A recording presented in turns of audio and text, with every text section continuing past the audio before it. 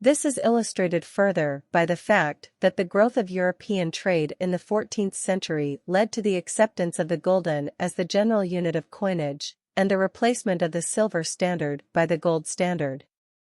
Shillings and pennies, that is the small coins minted by every small state or town for internal transactions, could be as base as desired.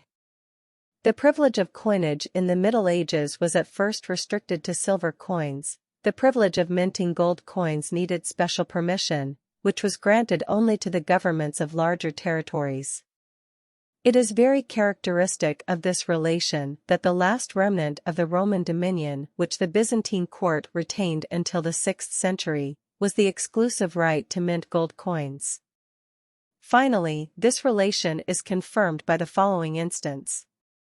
Among the cases of restriction of the circulation of paper money to a particular region within the state that issued it, there is that of France, where at one time paper money was legal tender throughout the country except at the seaports, that is at the points where there was extensive trade.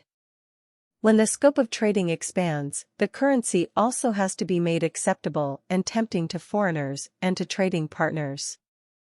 The extension of the economic area leads, ceteris paribus, to a reduction of direct contact. The reciprocal knowledge of conditions becomes less complete, confidence is more limited, and the possibility of getting claims satisfied is less certain. Under such conditions, no one will supply commodities if the money given in exchange can be used only in the territory of the buyer and is of doubtful value elsewhere. The seller will demand money that is valuable in itself, that is to say accepted everywhere. The increase in the material value of money signifies the extension of the circle of subjects in which it is generally accepted, while in a smaller circle its negotiability may be secured by social, legal and personal guarantees and relationships. If we suppose that the usefulness of money is the reason for its acceptance, its material value may be regarded as a pledge for that usefulness. It may have a zero value if negotiability is assured by other means, and it will be high when the risk is great. However, expanding economic relations eventually produce in the enlarged, and finally international, circle the same features that originally characterized only closed groups. Economic and legal conditions overcome the spatial separation more and more, and they come to operate just as reliably, precisely, and predictably over a great distance as they did previously in local communities. To the extent that this happens, the pledge, that is the intrinsic value of the money, can be reduced. The view of the advocates of bimetallism, that it would be possibly only on an international scale, conforms with this consideration. Even though we are still far from having a close and reliable interrelationship within or between nations, the trend is undoubtedly in that direction.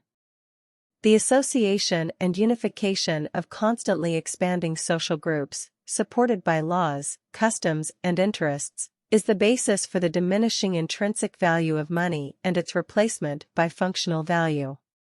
It is significant that the expansion of trade relations, which originally increased the intrinsic value of the means of exchange, leads, in modern civilization, to its complete elimination by the interlocal and international balancing of accounts through banking operations and bills of exchange. The same development occurs in particular sectors of the use of money. Taxes today are levied principally on income, not on property. A wealthy banker who has incurred losses over the past few years pays no tax in Prussia, except for the small property tax recently introduced.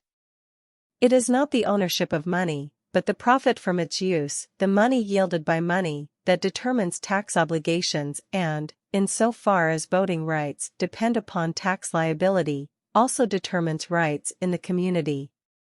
A glance at the role of money capital in ancient Rome will reveal the general direction of development.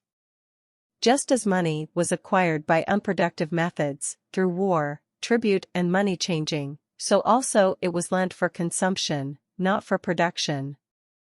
Thus, interest obviously could not be interpreted as a natural product of capital, and the vague, inorganic relationship between capital and interest that emerged from this situation is reflected in the difficulty of coming to grips with the problem of interest, which persisted far into the Christian era. Only the concept and fact of productive capital eventually provided a practical solution.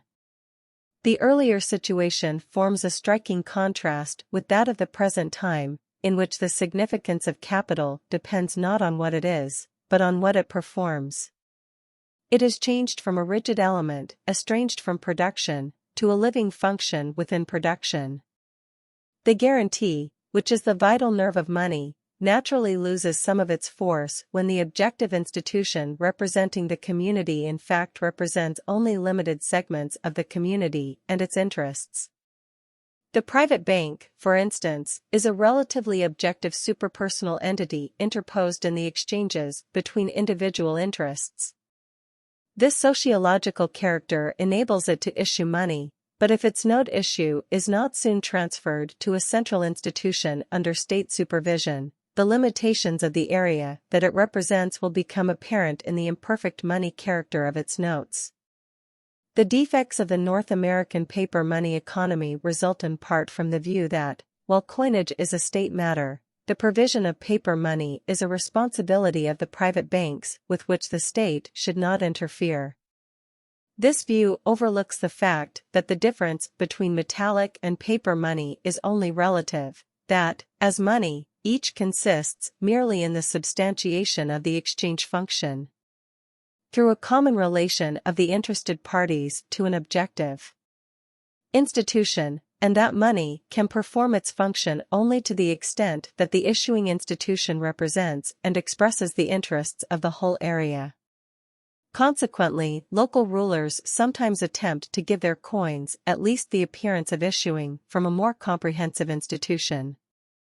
Even centuries after the deaths of Philip and Alexander, coins with their names and seals were minted at a number of places, giving the appearance of being royal coins although they were in fact the coins of particular cities. Progressive development strives in reality for the expansion, and consequently the centralization, of the institutions and powers that guarantee money values.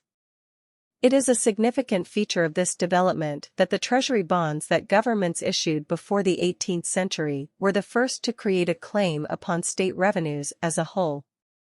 In this case, the certainty of payment did not depend upon particular circumstances that had to be investigated, but upon a general confidence in the state's capacity to pay. This illustrates the great centralizing tendency of modern times, which does not at all contradict the trend towards individualization. They form parts of a single process of clearer differentiation and new concentration of the two parts of the personality, one of which is turned towards society and the other towards the self. This development eliminates all individualistic and isolating elements from the nature of money, and makes the centralizing forces of the most inclusive social circle the representatives of money. Personal credit as well as state credit profits by this development in the abstract form of money property. Individual princes had little personal credit in the 15th and early 16th centuries. It was not their own solvency that was considered, but the value of the guarantees and pledges that they gave.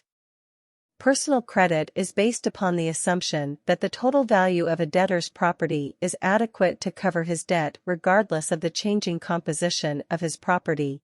Only when the total value of an individual's property has been appraised in terms of money will he have permanent credit. Otherwise, credit depends on the changing character of his property.